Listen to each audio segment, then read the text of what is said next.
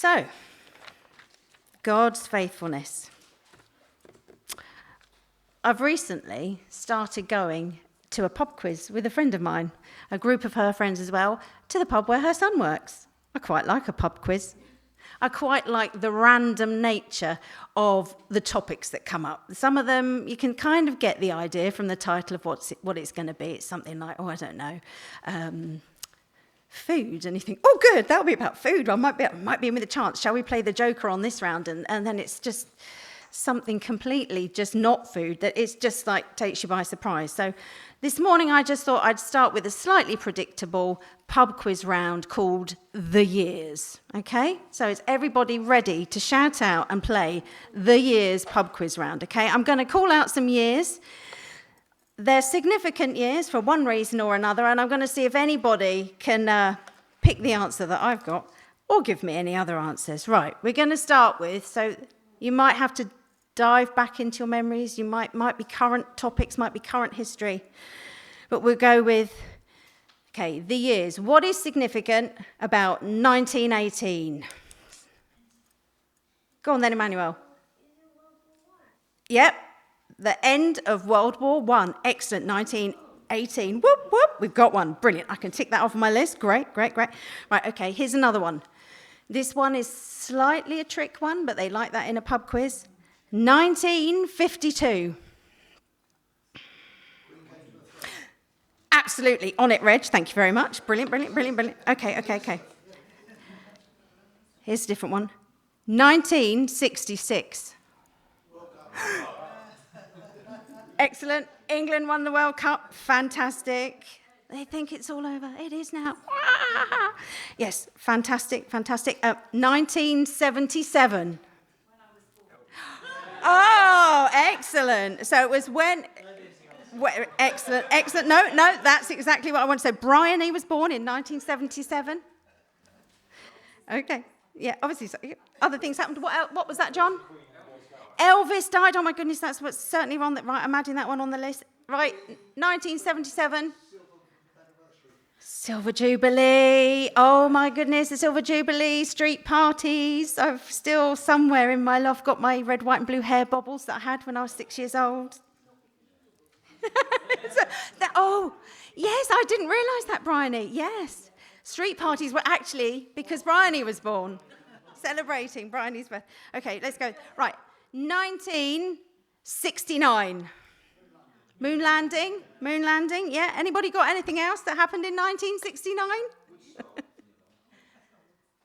What was that?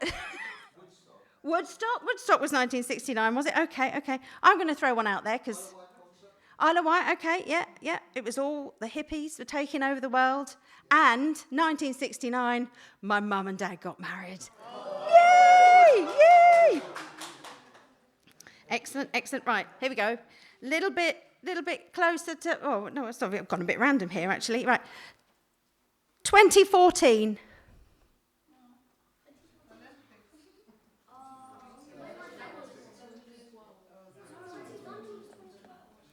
Nothing for 2014. Okay, let's go with 2012. London Olympics. Excellent. And also the Diamond Jubilee. Loads went on there. I think there was a Rugby World Cup or something as well. I don't know. You left school. Excellent. Adam left school. 2012. And nothing for 2014. Don't know why I put that one down then. Okay. 1945. End of World War II. Emmanuel's good on his World Wars. I think you've been doing the World Wars in history by the sound of it. Fantastic. 1974. Lou was born. Okay, wonderful. And on the world stage, the UK was having one of its first, longest, hottest summers of all time, following one of the deepest, darkest winters of discontent, which was an incredible year. I don't really remember it. I was 3. Does that count? I don't know if it does. Brilliant. Lou was born 1974. Okay, here we go. I was 20. And Wendy was 20. Oh, my goodness. Okay, don't do the maths, anybody.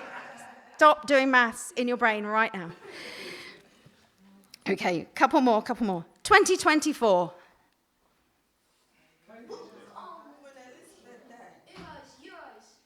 She did? What? The Euros. Okay. Yeah. Anything else in 2024? It was only last year.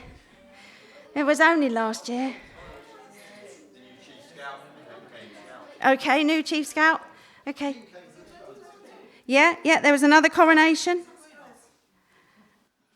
Richard and Louise celebrated 20 years at King's. Whoop, whoop, whoop. Yep, that was a big one. That was a really big one. Fantastic. 2018. He's on it. Centenary, fabulous. Okay. Which means we forgot 1918 was the beginning of the church. Okay. Super. 1986.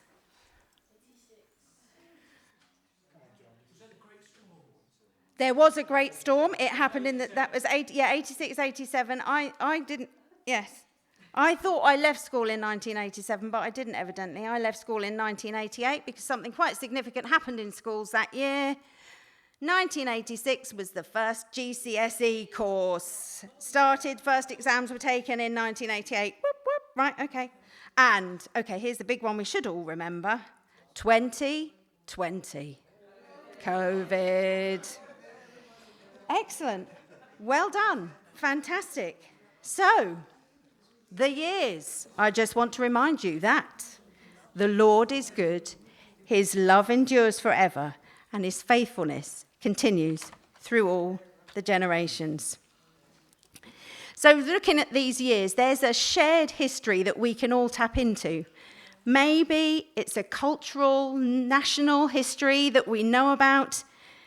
Maybe it's things that are more personal, our families, people being born, marriages, celebrations within our families. But the years have significance to us. And they're more than just stories. They are things that define who we are in terms of our culture, in terms of our family, and, as we're going to return to some of the dates later, we'll find in terms of who we are in the Lord.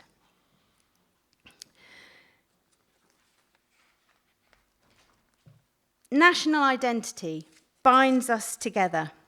It might create a feeling of oneness. It might create a feeling of belonging. We share a story. I can't think of the word now. I can't think of the words at all. Sorry, this happens to me quite often, but we'll get through it, don't worry. There are exams that people take when they want to become a citizenship. There we go. There are exams that people come and take for their citizenship, to join this country, to be welcomed in, to become part of this country, that involve our national identity, our history, the things that define us as a nation. There are things that when people come into our family, they learn. When Chris came into our family, he learned that Grandad had all the cream. That's the story we have to tell if anybody comes into our family. I'll explain that one another time. He came to know that my mum and dad got married in 1969, and when it came for their time for their golden anniversary, he joined me in the joy of preparing a celebration for them to mark that significant landmark in our family's history.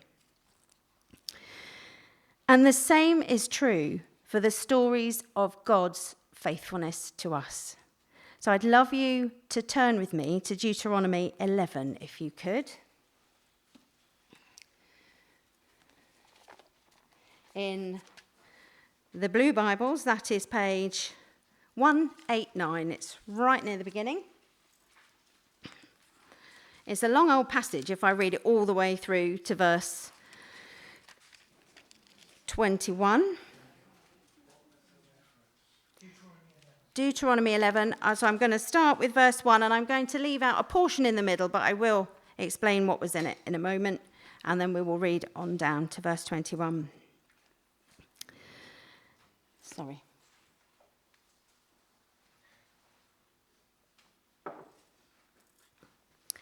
Love the Lord your God and keep his requirements, his decrees, his laws, and his commands always.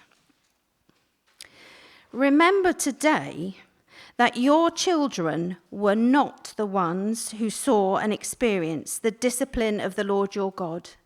his majesty, his mighty hand, his outstretched arm, the signs he performed and the things he did in Egypt, both to Pharaoh, king of Egypt, and to his whole country. What he did to the Egyptian army, to its horses and chariots, how he overwhelmed them with the waters of the Red Sea as they were pursuing you, and how the Lord brought lasting ruin on them. It was not your children who saw what he did for you in the wilderness until you arrived at this place, and what he did to Dathan and Abiram, sons of Eliab the Reubenite, when the earth opened its mouth right in the middle of Israel and swallowed them up with their households, their tents, and every living thing that belonged to them. But it was your own eyes that saw all these great things the Lord has done.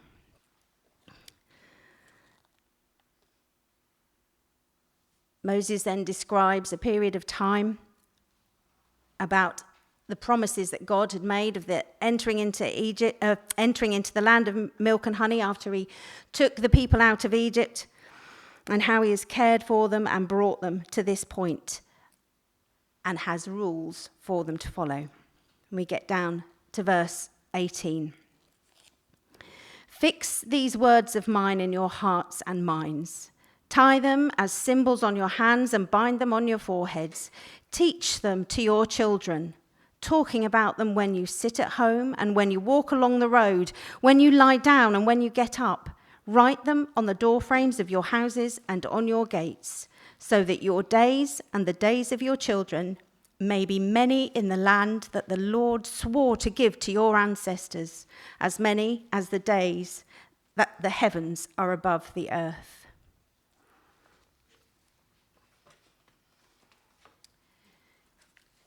Teach your children. Remember, it wasn't your children that saw these stories. It wasn't me who was at my mum and dad's wedding, but my mum and dad have told me about their wedding.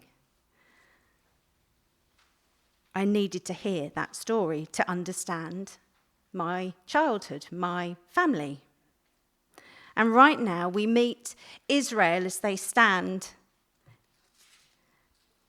on the cusp of going into the land that God had promised, going into the land flowing with milk and honey, the promised land. The first few chapters of Deuteronomy involve Moses describing in detail the journey that they have been on, the physical journey, the spiritual journey, the highs, the lows, the victories, the setbacks. He's spoken it all to them. He has described it to them. He has reminded them, and he has called them to remember. He has described their national identity in God. He has reminded them that what the Lord said and did has an impact for them today and in the future.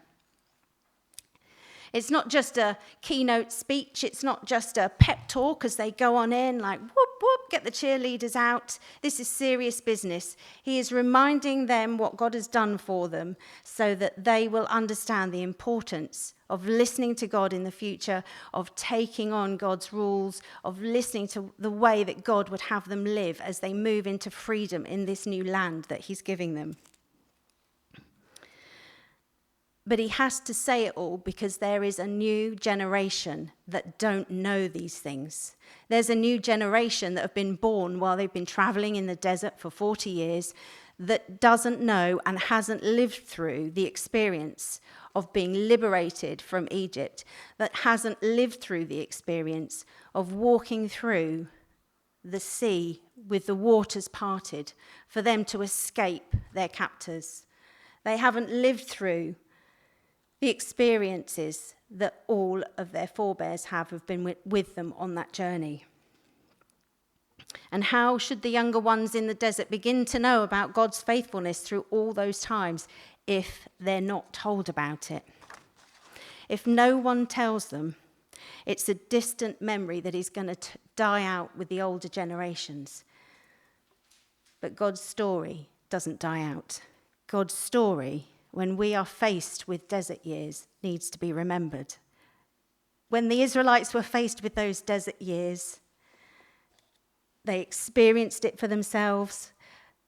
They moved through it themselves, but God is telling them to remember these desert years, to remind yourself of how God has spoken to you, how God has led you, how God has moved you forward and brought you to this place that he promised, because he is faithful to keep to his promises and brought you to this moment in time. Tell your children, it says. Tell them at bedtime. Tell them when they get up in the morning. Talk about it as you're walking down the street. When you're sitting chatting in front of the telly and the adverts come on. Or maybe he didn't say that to them. But tell your children about these things that have happened. Tell your children of God's faithfulness so that they too understand their identity, their national history, their family history as children of God. It's more than stories. It's more than bedtime fairy tales to get a child to fall asleep. It is more than old wives' tales that make a point. It is about remembrance of God's faithfulness through all generations. In fact, it was so important that in the new sets of rules that Moses starts to give to his people to live well and freely in the land they're going into, that remembrance of God's faithfulness is written into those rules. Every year there is Passover. We've explored that recently in Growing Together. Every year there is Passover, the remembrance, the celebration of the day that the Lord delivered Israel from Egypt and all that meant for their history, for their present, and for their future. Every 7 years, there was the feast of cancelled debts, which again was about remembering God's faithfulness across the generations. Recall, relive, remember. It's written into Scripture. Even the psalmist we see so many times knows that he must recall the past to understand his present and look forward to his future. Psalm 119 verse 90 says virtually the same thing as 100 verse 5, just says it in a slightly different order.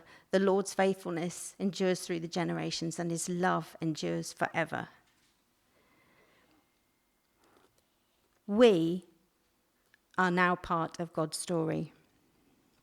And we need to join in that remembering of the stories of God across generations. The stories of God to all generations, to all nations, through Israel and the covenant promises. That we also now, through Jesus, stand inside those promises and as part of, with Jesus, the fulfillment of them. The act of remembering in this instance becomes an act of faith in itself. It is reminding ourselves and remembering what God has done in the past to tell us that today God will move. Today God will move. And to believe that tomorrow God will continue to move. There is no way that God's faithfulness will run out just because it's us in the driving seat now. Yesterday, God was faithful. Today, God is faithful. Tomorrow, God will be faithful. So, that's the Israelites and Deuteronomy. What now? We could say that the King's Church stands at a Deuteronomy moment in time. Sorry. Richard has been reviewing the story of God with us over the last year or so. We have been remembering together what God has done throughout his story to all the generations, through his covenants to all the generations, and through the fulfillment of that covenant in Jesus. We have been remembering together. Richard's almost been like our Moses. He's been leading us through the last 20 years. And the thing about Moses is that he didn't actually go on with his nation from that point. He passed it on to another, Joshua, who would take us on. And maybe we can see that when the time is right, we will have a Joshua step in and take us forward. There have been times when we've stood with Richard and Louise and we've held up their arms. We've stood with them, we've prayed. But now they are part of the story. We can remember the story in this Deuteronomy moment that our church has experienced. Which brings me back to some of those dates. 1918, as Richard cottoned on to, was when there was a church first on this site in Addlestone, and it was called the Prairie Mission. 1952, when the Queen came to the throne, was also the year that they had to start building another substantial concrete-based shed in the back garden because the youth work and the youth group was growing so much. 1977 was the Queen's Silver Jubilee, but it was also the year that this fellowship had its first permanent pastor in Gordon Wheatley. I'm telling this to the younger generations who've come into this church family and don't know, because I want you to know that Gordon Wheatley was part of our story. He was a man of God. I remember him. I was only little, but I remember him. He was a dear man of God, and he led us well. And he was our Moses at that time, until the next Joshua turned up with us a few years later on. 1966, 3 lines on our shirt, England wins the World Cup. And this church changed its name from Prairie Mission to Marsh Lane Evangelical Church. And this hall, this very square box, we might have changed little bits around it, but this very square box that you're sitting in was built and was used as church hall for the first time in 1966. Then we go on. 1974, that long hot summer when Lou was born, yay, was also the year that the church actually purchased its first manse building in readiness for Gordon coming to join us. The people gave, and the Lord increased, and we were able to buy a whole house for the new minister and his family to come and live in. That is part of our story. The people gave, and God increased. Which takes us to 2012. Yeah, there was an Olympics. Yeah, there was a Diamond Jubilee. But at some point we had sold that manse building, and in 2012, that was the year that money was released to us as a fellowship, the money that we had put by that had been saved from the sale of the manse building over a period of time and over a set of circumstances. And we were able to put it towards refurbishing this building. And I want you to know, because the people gave and God increased, his faithfulness endures throughout the generations. The initial money had come from 2 or 3 generations before even. And in that generation, again, God was faithful. The people gave and God increased. And then in 2014, that was when the refurbishment was complete, and we were back in our building, having shared time, shared our story yet again with Addlestone Baptist Church, which is where our origins had lain. When the church started here in 2018, it had been a chap called Mr. Williams, and he had at one time been part of Addlestone Baptist Church. And we can carry on and on.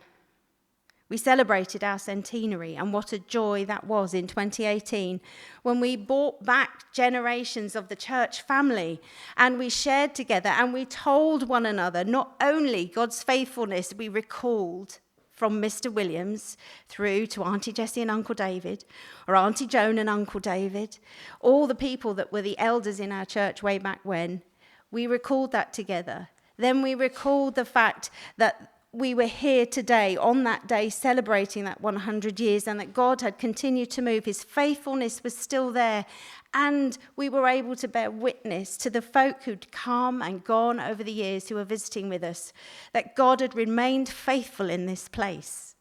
And at that time, we also prayed, looking forward, that God would continue to be faithful.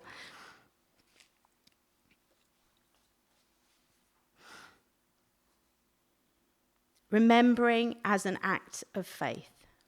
It informs us.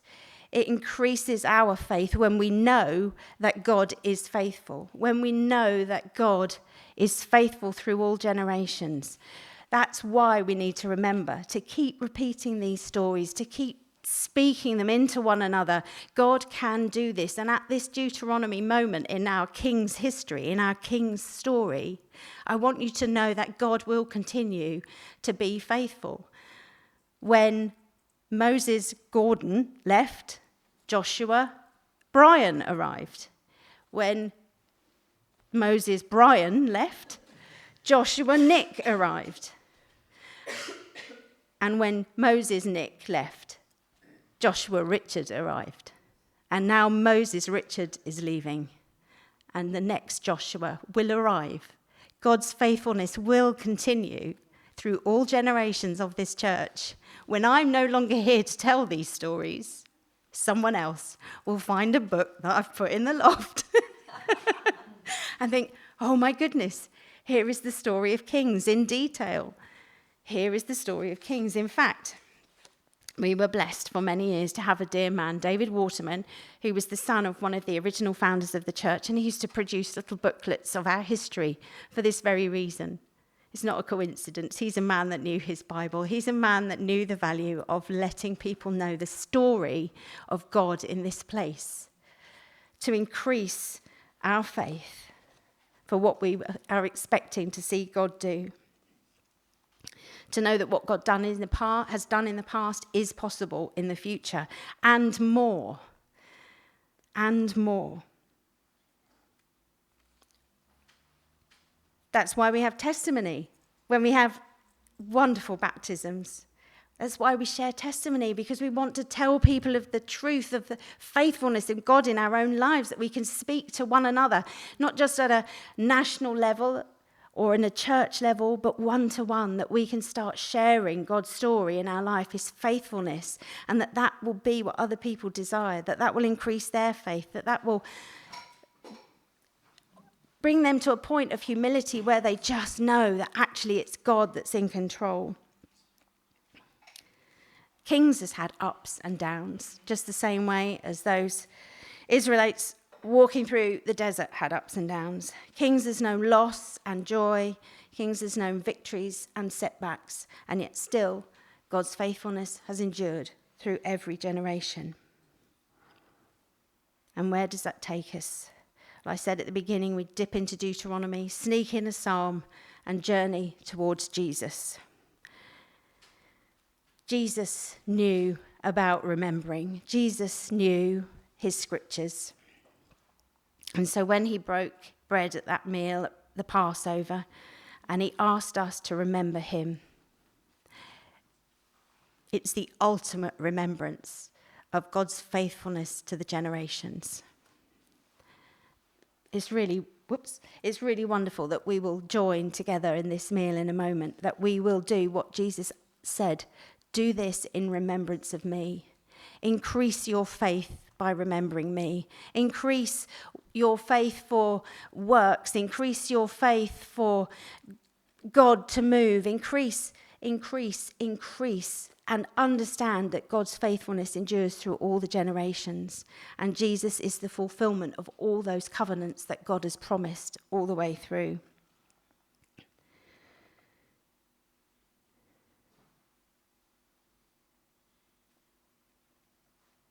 The blessing is when we stay in God's faithfulness, when we stay recalling God's faithfulness, when we stay within his will, because we know that his faithfulness is enough. We don't need to go outside of his will. We don't need to look for another way. We don't need to try and do it by ourselves, because we know that God's faithfulness endures through all generations.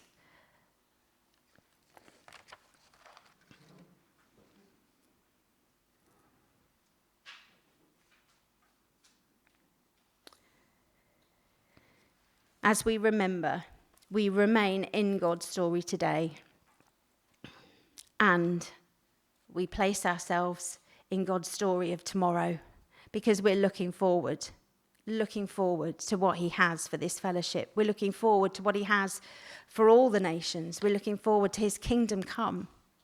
But we're looking forward to his kingdom come in this place and in this place around us. In remembering, we're choosing to align ourselves. We're choosing to say, I believe that God will continue to move. I believe that God will continue to use us here in this fellowship. I believe that God will continue to bless Addlestone through the group of people here that are his body. That's you and all of you and me. We're part of the story. We're part of the story.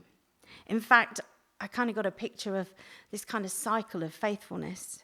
It starts with God's faithfulness at the top, then it goes through generations, it goes through remembering, and there we are back at faithfulness again. God's faithfulness continues through all generations, and our faithfulness is grown by that.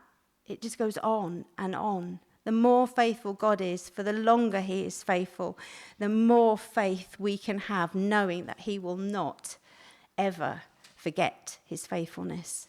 That he won't forget this place. He won't leave us as Moses walks out of the door. He will be with us until the next Joshua comes in to lead us into what his faithful promises are for our church and its future. Let's keep telling the story to one another. Let's keep discovering the story of our past. Let's keep discovering God's story so that we can speak truth to one another. We can raise faith, that we can walk one another through the desert times, and we can rejoice with one another in the victorious times.